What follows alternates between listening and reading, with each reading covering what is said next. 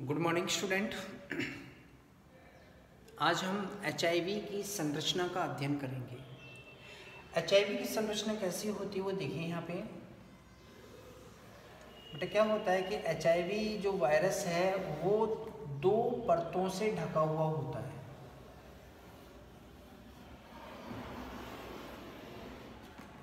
दोनों परतें जो होती हैं ये आपस में जुड़ी होती हैं।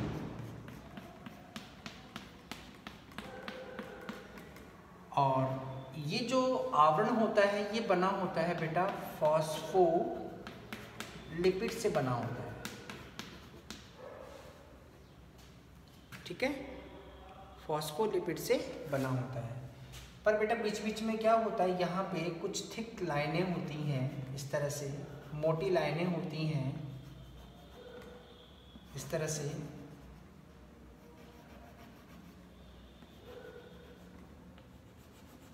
ओके, और ये जो मोटी लाइनें होती हैं वो क्या करती हैं कि इसको मजबूती प्रदान करती हैं। और ये मोटी लाइनें बनी होती हैं GP41 की, ग्लाइकोप्रोटीन का प्रकार है 41। और इसी पे क्या होते हैं, इस तरह के मोटे मोटे कण लगे हुए होते हैं, इस तरह से।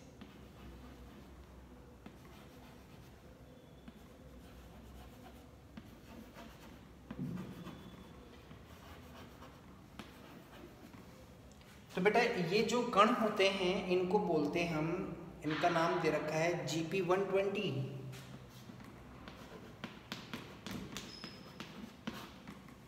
GP120।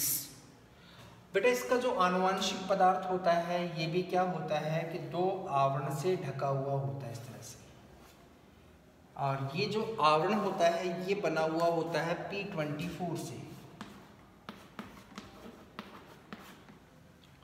और इसके अंदर मिलता है आनुवंशिक पदार्थ। और इसमें आनुवंशिक पदार्थ होता है बेटा एकल सूत्री RNA। और इसी RNA के साथ में क्या होते हैं, दो कण पाए जाते हैं। और यही कण उत्तरदायी होते हैं जो RNA को DNA में बदल देते हैं। ठीक है, और इसे बोलते हम रिवर्स ट्रांसक्रिप्टेज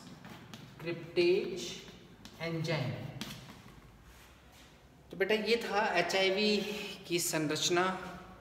ठीक है, इसको आप याद करेंगे। अब आ जाइए, अब हम बात करते हैं कि रोग कैसे फैलता है। ठीक है ना, तो संचरण किस तरह से होते हैं उसकी हम बात करेंगे। वो अब गए इस पर वीडियो बनानी पड़ेगी।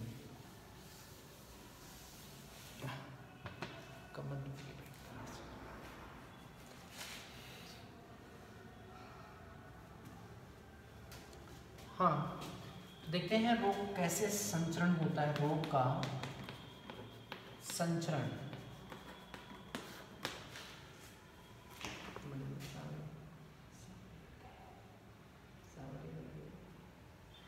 तो बेटा यहाँ पे हम बात करते हैं एड्स कैसे फैलता है। तो नंबर 1 पे है असुरक्षित यौन संबंध स्थापित करने पर। मतलब ये कि अगर बिना हम कंडोम के अगर हम सेक्स करते हैं तो उससे क्या होता है कि इस रोग के फैलने की संभावना बहुत ज़्यादा होती है। नंबर 2 है कि अगर कोई संक्रमित व्यक्ति अपने अंग का या ऊतकों का स्थानांतरण करे, मतलब किसी को देता हो, तो फैलता है।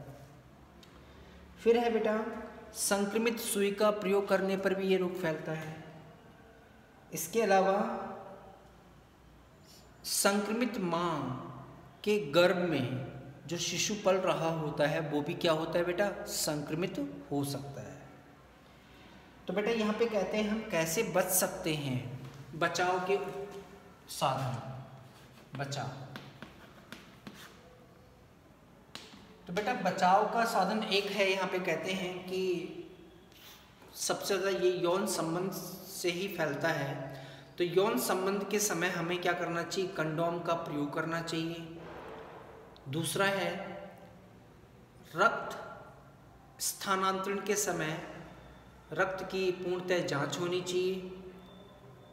तीसरा है निर्जमीकृत सुई का प्रयोग करना चाहिए, मतलब सुई को प्रयोग करने से पहले उसको 100 डिग्री सेंटीग्रेड तापमान पे उबाल लेना चाहिए।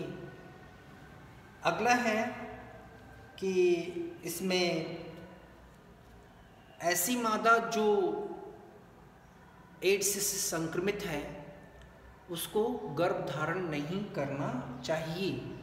ये इसके मुख्य बचाव के साधन होते हैं। अब है रोग की पहचान, जिसे हम कहते हैं निदान।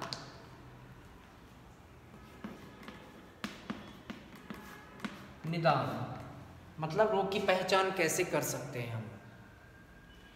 तो बेटा यहाँ पे 2 विधियां हैं। पहली विधि का नाम है एलिसा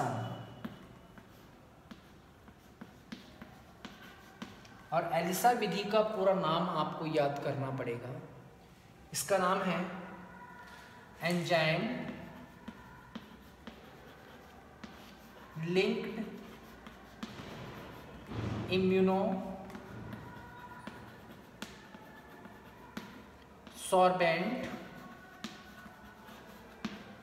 ऐसे। ये इसका क्या होता है? निदान। इसके द्वारा हम इस विधि का उपयोग करके हम रोग की पहचान कर सकते हैं। दूसरा है वेस्टर्न ब्लॉट परीक्षण। तो वेस्टर्न ब्लॉट परीक्षण के द्वारा भी हम क्या कर सकते हैं? इस रोग की पहचान कर सकते हैं। ठीक है ना? तो ये है निदान। निदान का मतलब होता है बेटा रोग की पहचान करना। ठीक है। अब आ जाइए हम बात करते हैं, कुछ नोट हैं इसमें। जैसे एक नोट है, पहला है विश्व एड्स दिवस। तो बेटा पूरे विश्व में एड्स दिवस मनाया जाता है 1 दिसंबर को।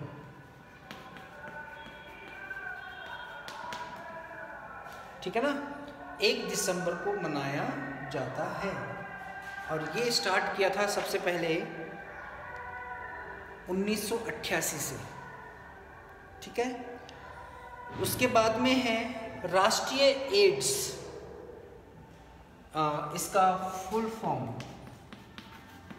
नाको। तो बेटा नाको की फुल फॉर्म होती है नेशनल एड्स कंट्रोल ऑर्गेनाइजेशन। तो बेटा ये है। अब इसके बाद में क्या आता है? एक आता है सबसे इम्पोर्टेंट टॉपिक है इसका, जिसमें थोड़ा टाइम भी लगेगा अपने को, और उसमें हम समझेंगे कि कैसे वायरस हमारे शरीर में प्रवेश करके और अपनी संख्या को बढ़ाता है। क्योंकि वायरस में क्या होता है? वायरस में क्या होता है? स्वयं में प्रतिकृति करने की क्षमता या जनन करने की क्षमता नहीं होती है। क्यों? क्योंकि उसके पास में कोई एंजाइम नहीं होते हैं। लेकिन जब ये हमारे शरीर में प्रवेश करता है तो हमारे शरीर की जो डीएनए है उसके साथ जुड़कर और उनके एंजाइमों का प्रयोग करके और अपनी संख्या को बढ़ाता है। और बढ़ाने के बाद में सबसे पहले क्या करेगा कि अपनी जो टी हेल्पर सेल होती हैं, टी हेल्पर कोशिकाएं होती हैं जो रोगाणु की पहचान करती हैं, इनको सबसे पहले मार देता है, जिससे क्या होता है कि अपना जो प्रतिरक्षा तंत्र होता है वो कमज़ोर हो जाता है। और इस कमज़ोर होने से क्या होता है? विभिन्न संक्रामक रोग जैसे बैक्टीरियल हो गया, फंगस हो गया, ये हमारे शरीर में क्या होते हैं? काफ़ी ज़्यादा डेवलप हो जाते हैं और इनके संक्रमित होने के बाद में हम इन रोगों से ठीक नहीं होते और विभिन्न प्रकार के रोगों के कारण हमारी क्या होती है, मृत्यु हो जाती है। तो ये बेटा डायग्राम हम कल पढ़ेंगे। ओके।